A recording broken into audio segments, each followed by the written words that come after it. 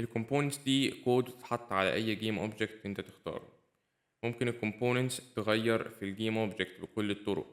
يعني لو عايزين نحط له جاذبية نحط له كومبوننت الريجيد بودي. حتى لو كنا عايزين اللاعب يتحكم في الجيم اوبجكت هنعمل له كود ونحطه على الجيم اوبجكت ككومبوننت. انا هقول لكم عن شوية كومبوننتس هتستفادوا بيها ان شاء الله، ودول هم اساس كل لعبة بالفعل. يعني هتلاقي شوية العاب مش بتستعمل شوية من الكومبوننتس اللي نقدر نستخدمها، ولكن اللي هناخدهم دول هتلاقيهم في كل لعبة او بينهم ترانسفورم.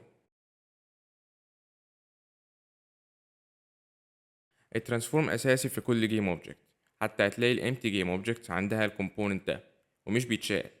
الكومبوننت ده بتاع موقعه ودرجات دورانه وحجمه. هنا عندنا موقعه، حتى بيديها لك على الزد اكسس. انا مشجعش على انك تغير في موقعه على الزد اكسس، ده ساعات بيسبب في حاجات غير متوقعة. عندنا درجات دوران تحتيها على طول. هنا بقى نغير على الزد بس لو عايزينه يلف عادي. ممكن نلفه على الاكس والواي برضو بس هيلف بطرق مختلفة. بعديها الحجم ما تغيرش في الزد، هنا غير في الاكس والواي بس. اي جيم اوبجكت انت تقدر تشوفه عنده سبرايت ريندرر. هتلاقيه على كل جيم اوبجكت اللي زي السكوير او التراينجل. دول في الاصل جيم اوبجكتس امتي، ولكن عندها كومبوننت السبرايت ريندرر عشان يظهر شكل للجيم اوبجكت ده.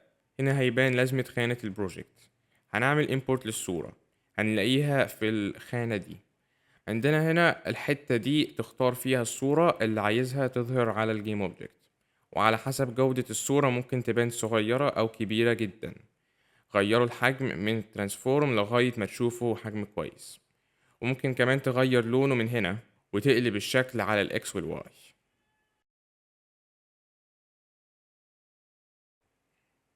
الكولايدر 2D بيدي الجيم اوبجكت القدرة على التصادم مع حاجات تانية عليها كولايدرز.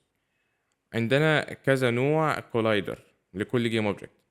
في بوكس كولايدر للسكويرز، سيركل كولايدر للسيركلز، وشوية أنواع كولايدرز احنا ممكن نحدد شكلهم لو محتاجين الكولايدر يكون على شكل معين. بس لازم نختار ال 2D كولايدرز منهم. أهمية الكولايدر كومبوننت هيبان لما نشوف معاه الريجيد بودي 2D، عشان ده بيدي الجيم اوبجكت القدرة على التأثر بالجاذبية وبقوات تانية. لما نحط جيم اوبجكت عليه ريجيد بودي ونشغل اللعبة من زرار البلاي ده هيقع. عشان نوقف اللعبة ندوس على بلاي تاني، هيكون أزرق طول ما اللعبة شغالة. طيب هو كده وقع بره الفريم. لو كنا عايزينه بقى يقع على جيم اوبجكت تاني هنحط الجيم اوبجكت اللي هيقع والارض ده كولايدر. لما نشغل اللعبة ده اللي هيحصل. لو شلنا بقى الكولايدر من الارض مش هيصطدم معاه اصلا.